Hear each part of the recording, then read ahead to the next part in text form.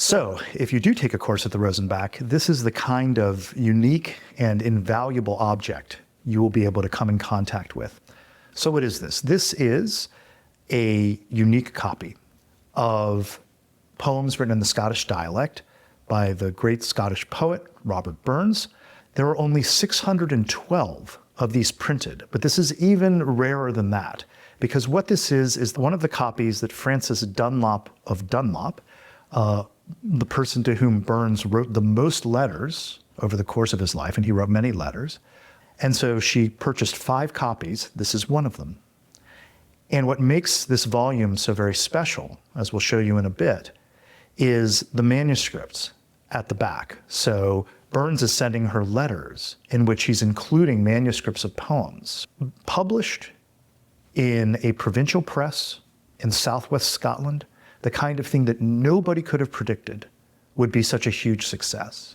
Robert Burns himself was the son of a short lease farmer, a working farmer himself, whose father scraped together enough money to get him some formal education, and he was also a great reader on his own, a great thinker, but not somebody who would have been in a position to get a university education, but read voraciously and thought deeply and felt deeply, and was also raised in a tradition of the oral and print song culture of Scotland. And so at this moment in his life, he's actually thinking of shipping off to Jamaica, which for many of us who know Burns is shocking because he is known as the great poet of democracy, and I'll speak a little bit more about that in a minute. And he's on the skids with his romance with Jean Armour. He's thought to be a bit of a scapegrace by Armour's father. But he's been starting to circulate poems and manuscript in his corner of southwest Scotland, including love songs, but also attacks on the religious hypocrisy of the church leaders of his day, and the Scottish church is very strong at the time. And he's getting a bit of a reputation as a poet. And so he puts out a prospectus for this volume of poems, and this provincial printer prints a copy, and it becomes a huge success. It gets reviewed in a very important journal in Edinburgh called The Lounger, among others. And so Burns is rocketed into fame as a, quote, ploughman poet, as a, quote, heaven-taught ploughman, as one of the important reviewers, Henry Mackenzie, says. So this volume becomes a touchstone, for example, for poets like William Wordsworth and so many others whose names may be known to you in the Romantic era. Lord Byron, who was a huge fan of Burns, for example, who spoke of him as a mix of dirt and deity.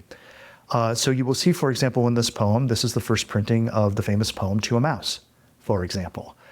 Some of his love songs.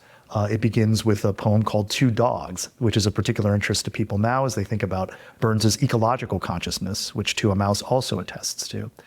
So this is a hugely important volume. As the title says, it's poems written chiefly in the Scottish dialect.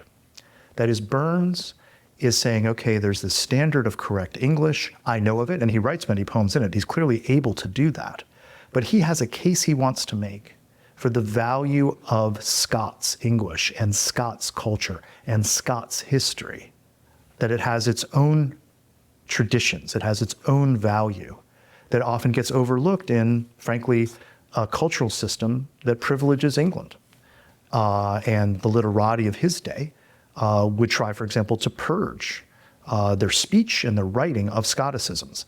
And Burns is not going to have any of that. So oftentimes we talk about Romanticism, and what does that even mean? These kind of big abstractions in literary history and also artistic history and the history of thought.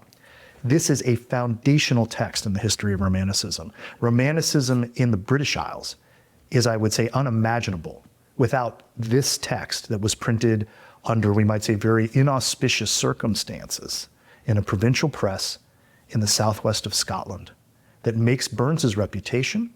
He then goes to Edinburgh, he publishes another edition, and we have copies of that too here at the Rosenbach, which you would see if you came to take a course here. This is the landmark volume. So that's just part of what you would see as the printed volume. But again, what distinguishes this particular volume, which is called the Dunlop Burns, it's famous enough to have as it were its own title, are the pages toward the back, which I'm going to turn to now. So if we look toward the back, you will see pages like this, bound into the back, as was common enough in the 18th century. I'm just going to get the snake so we can hold those down properly. We want to be very careful with this, of course. Right? So this is actually, the page I happen to have chosen is called the Briggs of Ayr. That is the two bridges in Ayr, the Old Bridge and the New Bridge. Ayr is the name of the largest town in Ayrshire, where Burns spent a good chunk of his life. So you see here, because he's so friendly with Dunlop, because Dunlop is one of his most important interlocutors, and they do have fallings out over politics, for example, he's sending her not only letters, and there are letters going back and forth to them, but poems. And what this attests to is, when we think about these authors, when we think about these poets, artists, whatever, what this attests to is the rich environment they emerge out of. They're not just scribbling in some garret all alone, although they're doing that too. They're also in conversation with the people around them. And in this case, Dunlop becomes something like a foster mother to Burns. She disapproves of some of his opinions and certainly some of his actions, as parents sometimes do with their children. But it's a very rich and rewarding relationship for both of them, even with the fallings out that they have.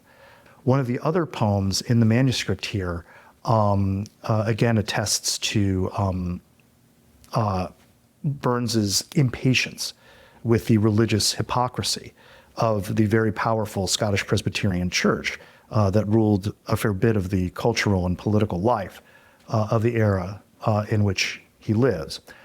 If you were to take a course here at the Rosenbach on Robert Burns, you would be exposed, you would have a chance to read, to put in front of you many of his most famous texts.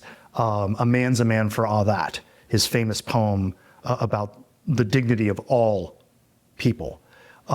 Scots Wha Hae, that is Robert Bruce about to fight the English at Bannockburn. Tam O'Shanter, his brilliant ghost story. All of these things are here in manuscript here at the Rosenbach. His powder horn, his patent when he was made a member of the Excise, an invitation to his funeral. All these unique and important objects that tell us who Burns was and what world he came out of and what world he shaped with his writing. But you would also, of course, have a volume like this, which really gives an irreplaceable sense of who he was as an author, what his times were like, and what it means for us now to be encountering these texts in the company of other people who have a commitment to the life of the mind, who have a commitment to the importance of, say, poetry, who have a commitment to the importance of learning from history and what it can teach us now, who have a commitment to the way that the written word, whether written in manuscript or printed, can change the world, can move our minds, can make us see differently and feel differently and think differently. That's what a volume like this can do in a way that nothing else really can, especially if you're in the company of other people who are ready to learn and ready to add to the conversation what their lives have taught them.